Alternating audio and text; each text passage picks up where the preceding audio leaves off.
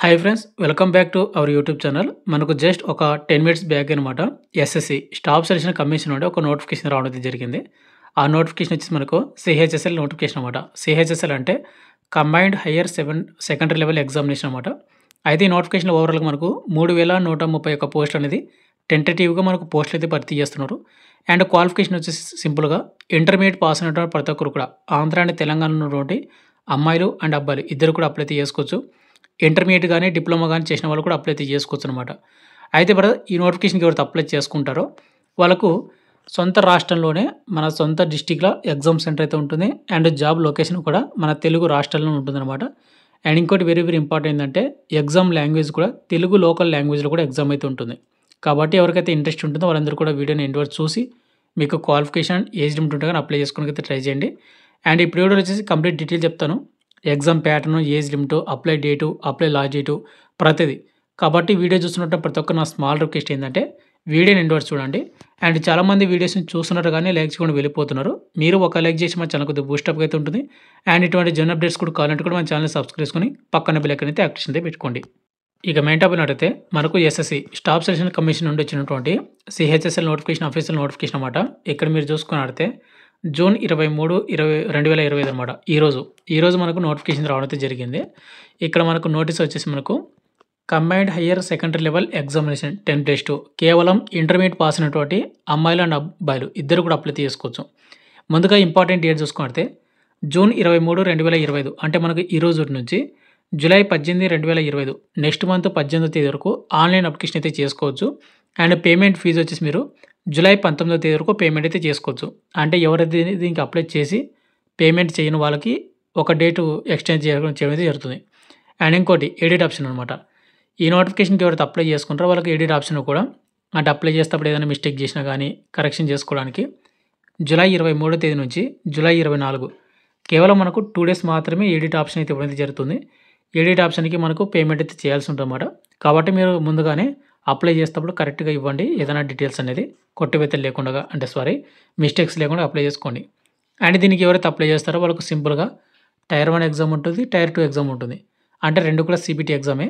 ముందుగా tyre 1 exam date చూసుకుంటే September 8, 2025 నుండి సెప్టెంబర్ 18, 2025 తేదీ వరకు ఎగ్జామ్స్ అయితే కండక్ట్ అయితే చేస్తున్నాడు. ఈ టైర్ 1 ఎగ్జామ్ ఎవరైతే క్వాలిఫై అవుతారో మళ్ళీ నెక్స్ట్ మనకు టైర్ 2కి అయితే షార్ట్ లిస్ట్ చేస్తారు.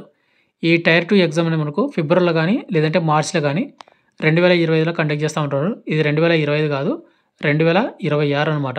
ఇక్కడ మనకు మిస్టేక్ అయింది. 2026 ఫిబ్రవరి కానీ మార్చి కానీ కండక్ట్ అయితే చేస్తామని వాళ్ళు మెన్షన్ చేశారన్నమాట. అది చూసుకోండి ఒకసారి. అండ్ వాటితో పాటు మీరు అప్లై చేసేటప్పుడు ఏదైనా మీకు కొన్ని టెక్నికల్ ఇష్యూస్ కానీ వెబ్సైట్ సర్వర్ ప్రాబ్లమ్ ఉన్నా కానీ ఇంకా మీకు ఏదైనా డౌట్స్ ఉన్నా కూడా మీకు ఇక్కడ టోల్ ఫ్రీ నెంబర్ కూడా ఇవ్వడం అయితే జరిగింది కదా. ఆ టోల్ ఫ్రీ నెంబర్‌కి మీరు కాల్ చేసి మీ డౌట్స్ కానీ మీ ప్రాబ్లమ్ కానీ సాల్వ్ అయితే చేసుకోవచ్చు. ప్రతి ఒక్క డౌట్‌కి వాళ్ళు క్లియర్ చేస్తారన్నమాట. ఇక నెక్స్ట్ మనకు పే స్కేల్ సాలరీ చూసుకుంటే ఇక్కడ మనకు LDC lower division clerk and joint secretary అసిస్టెంట్‌కి వచ్చేసి లెవెల్ 2 కింద 19,900 నుండి 63,200కి సాలరీ వస్తుంది. బట్ అన్ని ఎలిమెంట్స్ కలుపుకుంటే గాను ఓవరాల్ మీకు 35,000 నుండి 40,000 వరకు సాలరీ అయితే వస్తుందన్నమాట. ఎందుకంటే ఇవి మనకు కేంద్ర ప్రభుత్వ పర్మనెంట్ ఉద్యోగాలు అనమాట. అండ్ కింద చూసుకుంటే డేటా ఎంట్రీ ఆపరేటర్ డిఈఓ అంటారు. లెవెల్ 4 కింద 25,500 నుండి 81,100 సాలరీ వస్తుంది. అన్ని ఎలిమెంట్స్ కలుపుకుంటే ఓవరాల్ మీకు 50,000 అబోవ్ మీకు సాలరీ అయితే వస్తుందన్నమాట. అండ్ కింద కూడా అంతే లెవెల్ 4 కింద ఏదైతే సాలరీ ఉందో సేమ్ అంతే అనమాట. అయితే ఇక్కడ లెవెల్ 5 కింద ఏదైతే ఉందో అది మనకు 55,000 అబోవ్ మీకు సాలరీ అయితే వస్తుంది. ఇక నెక్స్ట్ మనకు వేకెన్సీ డీటెయిల్స్. ఇక్కడ మనకు టెంటేటివ్ వేకెన్సీ వచ్చేసి దేర్ ఆర్ అప్రాక్సిమేట్లీ వచ్చేసి 3,131 పోస్ట్ అనేది టెంటేటివ్ వేకెన్సీ అయితే మనకు మెన్షన్ చేశాడు. ఇక్కడ ఇచ్చినటువంటి 3,131 పోస్ట్ టెంటేటివ్. మనకి ఇంకా వేకెన్సీ ఇంక్రీజ్ అవుతాయి. కాబట్టి మీరు వేకెన్సీ గురించి మీరు అంటే డౌట్స్ పెట్టుకోకుండా మీరు ముందుగా అప్లై చేసుకొని ఎగ్జామ్స్‌కి బాగా ప్రిపేర్ అవ్వండి. టైర్ 1 ఎగ్జామ్ అయిపోయిన తర్వాత కానీ టైర్ 2 ఎగ్జామ్ అయిపోయిన తర్వాత కానీ మనకు వేకెన్సీ అనేది పెరిగే అవకాశం అయితే ఉంటుందన్నమాట. కంపల్సరీ పెరుగుతాయి. వాళ్ళే మనకు టెంటేటివ్ అని మెన్షన్ చేశారంటే కంపల్సరీ పెరుగుతాయి అనమాట. నెక్స్ట్ మనకు ఏజ్ లిమిట్. ఏజ్ లిమిట్ విషయానికి వస్తే గన మన ఏజ్ లిమిట్ అనేది జనవరి 1, 2026 అయితే మన డేట్ ఆఫ్ బర్త్ అయితే కౌంట్ అయితే చేసుకోవాల్సి ఉంటుందన్నమాట. ఇక్కడ మీరు చూసుకుంటే మినిమం 18 సంవత్సరాలు అయితే ఉండాలి. మ్యాక్సిమం 27 అనమాట. 18 నుండి 27 సంవత్సరాలు ఉన్నటువంటి యూఆర్ ఈడబ్ల్యూఎస్ అప్లై అయితే చేసుకోవచ్చు. ఇక ఎస్సీ, ఎస్టీ వరకు 5 ఇయర్స్ ఉంటుంది కాబట్టి 32 ఇయర్స్ వరకు అప్లై అయితే చేసుకోవచ్చు అనమాట. ఇక ఓబీసీలు వచ్చేసి 30 ఇయర్స్ వరకు అప్లై అయితే చేసుకోవచ్చు. మీకు అప్పర్ ఏజ్ లిమిట్ కూడా వస్తుంది. అండ్ ఎవరైతే ఫిజికల్లీ హ్యాండిక్యాప్డ్ వాళ్ళు ఉంటారో వాళ్ళకు 37 ఇయర్స్ వరకు అప్లై అయితే చేసుకోవచ్చనమాట.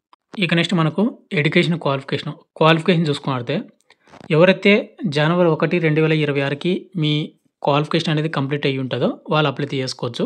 ఇక్కడ మీరు చూసుకున్నట్లయితే డేటా ఎంట్రీ ఆపరేటర్ డిఈఓ గానీ, గ్రేడ్ ఏ ఏదైతే ministry of consumer affairs and food and publication distribution లేదంటే ministry of culture and staff selection commission ఏదైతే ఉందో దీనికి ఏవైతే అప్లై చేసుకుంటారో వాళ్ళకు 12th స్టాండర్డ్ అంటే ఇంటర్మీడియట్ పాస్ అయి ఉండాలి. ఇంటర్మీడియట్‌లో కూడా మీరు సైన్స్ స్ట్రీమ్ విత్ మ్యాథమెటిక్స్ అనమాట. ఇంటర్మీడియట్‌లో ఎవరైతే ఎంపీసీ గ్రూప్ చేసి ఉంటారో వాళ్ళు అప్లై అయితే చేసుకోవచ్చు ఈ పోస్టులకు. ఇంకోటి బ్రదర్ ఈ పోస్టులు కాకుండా మనకి ఇంకా కొన్ని పోస్టులు అయితే ఉన్నాయి. అవేంటివంటే ఎల్‌డీసీ లోవర్ డివిజన్ క్లర్కు ఏదైతే JSA and DEO grade A ఏవైతే ఉన్నాయో వీటికి ఏవైతే పోస్టులు ఉన్నాయో వీటికి అప్లై చేసుకోవాలంటే 12th స్టాండర్డ్ అంటే ఇంటర్మీడియట్ అనమాట. ఇంటర్మీడియట్‌లో కూడా మీరు ఎనీ గ్రూపు అంటే బైపీసీ గానీ, సీఈసీ గానీ, హెచ్ఈసీ గానీ ఎనీ గ్రూప్ కూడా అప్లై అయితే చేసుకోవచ్చు. ఔర్ అని ఇక్కడ మనకు మెన్షన్ చేసి ఔర్ ఈక్వలెంట్ ఎగ్జామినేషను అంటే మనకు డిప్లొమా ఎవరైతే చేసింటారో వాళ్ళు కూడా అప్లై అయితే చేసుకోవచ్చు. మనకు 12th స్టాండర్డ్ అని మనకు డిప్లొమా ఈక్వలెంట్ అవుతుంది కాబట్టి వాళ్ళు కూడా అప్లై అయితే చేసుకోవచ్చు. చూసుకోండి. ఇంకా వెరీ వెరీ ఇంపార్టెంట్ ఏందంటే ఇక్కడ మనకు the candidate who have appeared in their 12th standard or equivalent examination. Appeared అంటే ఎవరైతే ఇంటర్మీడియట్ చదువుతా ఉంటారో సెకండ్ ఇయర్ అనేది వాళ్ళు కూడా అప్లై అయితే చేసుకోవచ్చు అని వాళ్ళు క్లియర్ కట్‌గా మెన్షన్ చేశారు కాబట్టి వాళ్ళు కూడా అప్లై అయితే చేసుకోండి.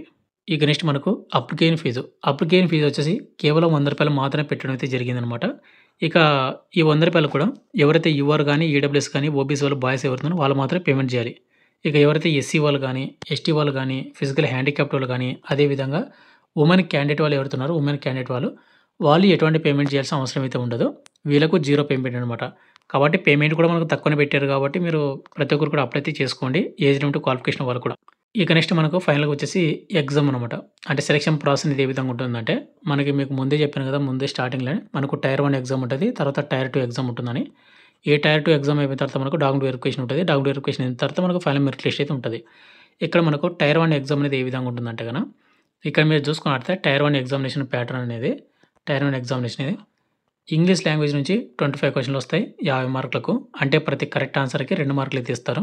జనరల్ ఇంటెలిజెన్స్ నుంచి 25 క్వెషన్‌లు వస్తాయి 50 మార్కులకు. క్వాంటిటివ్ యాప్టిట్యూడ్ నుంచి 25 క్వెషన్‌లు వస్తాయి 50 మార్కులకు. జనరల్ అవేర్‌నెస్ నుంచి 25 క్వెషన్‌లు వస్తాయి 50 మార్కులకు. ఓవరాల్‌గా మనకు 100 క్వెషన్‌లు వస్తే 200 మార్కులకు పేపర్ అయితే ఉంటుంది. And exam timing 60 నిమిషాలనమాట. అండ్ దీనికి నెగెటివ్ మార్కింగ్ ఉందంటే కంపల్సరీ నెగెటివ్ మార్కింగ్ అయితే ఉంది బ్రదర్. 0.50 2 మార్కులకు అంటే 2 క్వెషన్‌లు తప్పైతే 1 మార్క్ అయితే కట్ అవుతుంది. 4 క్వెషన్‌లు తప్పైతే మనకు 2 మార్క్స్ అయితే కట్ అవుతుంది. కాబట్టి చూసుకొనైతే ఎగ్జామ్‌కి అయితే అటెంప్ట్ అయితే చేసుకోండి.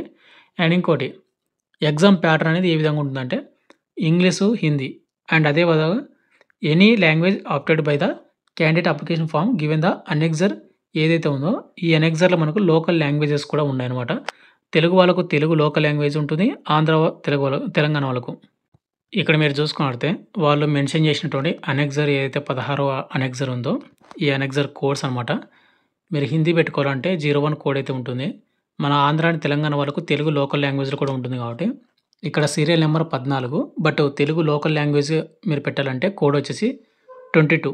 మీరు ఎగ్జామ్ అక్కడ ఏదైతే ఆప్షన్ పెడతారో అప్లై చేసేటప్పుడు 22 ఆప్షన్ పెట్టారంటే మీకు తెలుగు లోకల్ లాంగ్వేజ్ ఎగ్జామ్ అయితే ఆప్షన్ అయితే పెట్టొచ్చనమాట. ఇక నెక్స్ట్ ఎగ్జామ్ సెంటర్స్ వచ్చేసి మన ఆంధ్ర అండ్ తెలంగాణ వాళ్ళకు సౌత్ రీజియన్‌కి అయితే వస్తారు కాబట్టి ముందుగా ఆంధ్రప్రదేశ్ వాళ్ళకు చీరాల, గుంటూరు, కాకినాడ, కర్నూలు, నెల్లూరు, రాజమండ్రి, తిరుపతి, విజయనగరము, విజయవాడ, విశాఖపట్నము అదేవిధంగా కింద వచ్చేసి ఇక్కడ మనకు శ్రీకాకుళము, ఏలూరు. ఇక్కడ ఇచ్చినటువంటి ఏవైతే డిస్ట్రిక్ట్స్ గానీ సెంటర్స్ ఏవైతే ఉన్నాయో ఇక్కడ ఆంధ్ర వాళ్ళకైతే ఎగ్జామ్ సెంటర్ అయితే ఉంటుంది. అండ్ నెక్స్ట్ వచ్చేసి మనకు తెలంగాణ వాళ్ళకు వచ్చేసి కరీంనగర్, హైదరాబాదు, వరంగల్. ఇక్కడ ఇచ్చినటువంటి ఏవైతే 3 సెంటర్స్ ఉన్నాయో ఇక్కడ మీకు ఎగ్జామ్ సెంటర్ అయితే తెలంగాణ వాళ్ళకైతే ఉంటుందన్నమాట. అండ్ మనకు టైర్ 1 ఎగ్జామ్ అయిపోయిన తర్వాత టైర్ 2 అయితే ఉంటుంది. అయితే బ్రదర్ ఇక్కడ మనకు టైర్ 2 ఎగ్జామ్ అనేది ఏ విధంగా ఉంటుందంటే ఇక్కడ మనకు సెషన్ 1 అండ్ సెషన్ 2 అయితే ఉంటుంది. మళ్ళీ సెషన్ 1లో వచ్చేసి మనకు సెక్షన్ 1, సెక్షన్ 2, సెక్షన్ 3 ఈ విధంగా మనకు సెక్షన్ 4 వరకు అయితే ఉంటుంది సెషన్ 1లో. అండ్ సెషన్ 2లో వచ్చేసి మనకు ఓన్లీ ఒక్కటే సెక్షన్ ఉంటుంది. అది స్కిల్ టెస్ట్ అనమాట. మనకు సెషన్ 2లో skill test and typing test అయితే ఉంటుంది. మళ్ళీ దీనిలో part A, part B, part C ఈ విధంగా అయితే ఉంటుంది. మనం ఈ వీడియోలో డీటెయిల్‌గా ఎక్స్‌ప్లెయిన్ చేయలేము గానీ మీకు చేస్తే సెపరేట్‌గా ఒక వీడియో చేయడానికి ట్రై చేస్తాను. లేదంటే గనక మీకు నోటిఫికేషన్ మన టెలిగ్రామ్ గ్రూప్‌లో పోస్ట్ చేసి అక్కడ పిన్ చేసి పెడతాను. మీరు అక్కడి నుంచి డౌన్‌లోడ్ చేసుకోండి. అండ్ ఒకసారి చెక్ చేసుకోండి. అండ్ ఈ ఎగ్జామ్ అయిపోయిన తర్వాత మనకు డాక్యుమెంట్ వెరిఫికేషన్ అయితే ఉంటుంది. అండ్ డాక్యుమెంట్ వెరిఫికేషన్ అయిపోయిన తర్వాత మీకు ఫైనల్ మెరిట్ లిస్ట్ అయితే రిలీజ్ చేస్తారు. ఏ ఫైనల్ మెరిట్ లిస్ట్‌లో మీ పేరు ఉందంటే గనక మీకు ఉద్యోగం అనేది ఇవ్వడం అయితే జరుగుతుంది. ఇక ఫైనల్‌గా వచ్చేసి ఇంతే బ్రదర్. మనకు ఎస్ఎస్‌సి స్టాఫ్ సెలక్షన్ కమిషన్ నుండి ఇచ్చినటువంటి సీహెచ్ఎస్ఎల్ నోటిఫికేషన్ కంప్లీట్ డీటెయిల్ చెప్పాను అనుకుంటున్నాను. ఇవి కేంద్ర ప్రభుత్వ ఉద్యోగాలు, పర్మనెంట్ ఉద్యోగాలన్నమాట. మీరు ఎట్టి పరిస్థితుల్లో కూడా మిస్ అయితే చేసుకోవద్దండి. మన సొంత రాష్ట్రంలోనే సొంత డిస్ట్రిక్ట్‌లో ఎగ్జామ్ ఉంటుంది. తెలుగు లోకల్ లాంగ్వేజ్‌లో ఉంటుంది. అదేవిధంగా జాబ్ లొకేషన్ కూడా మన తెలుగు రాష్ట్రంలో జాబ్ చేసుకోవచ్చు. 3131 పోస్టులు భర్తీ చేస్తున్నాం కాబట్టి ఇంటర్ బేస్ నుంచి అది కూడా ఆంధ్ర, తెలంగాణ వరకు మేల్ అండ్ ఫీమేల్ ఇద్దరు కూడా అప్లై చేసుకోవచ్చు. ఇంట్రెస్ట్ అండ్ క్వాలిఫికేషన్ అప్లై చేసుకోండి. అండ్ వీడియోని ఎండ్ వరకు చూసినటువంటి ప్రతి ఒక్కరికి థాంక్ యూ. అండ్ అదేవిధంగా ప్రతి ఒక్కరికి లైక్ అయితే చేయండి. Thank you.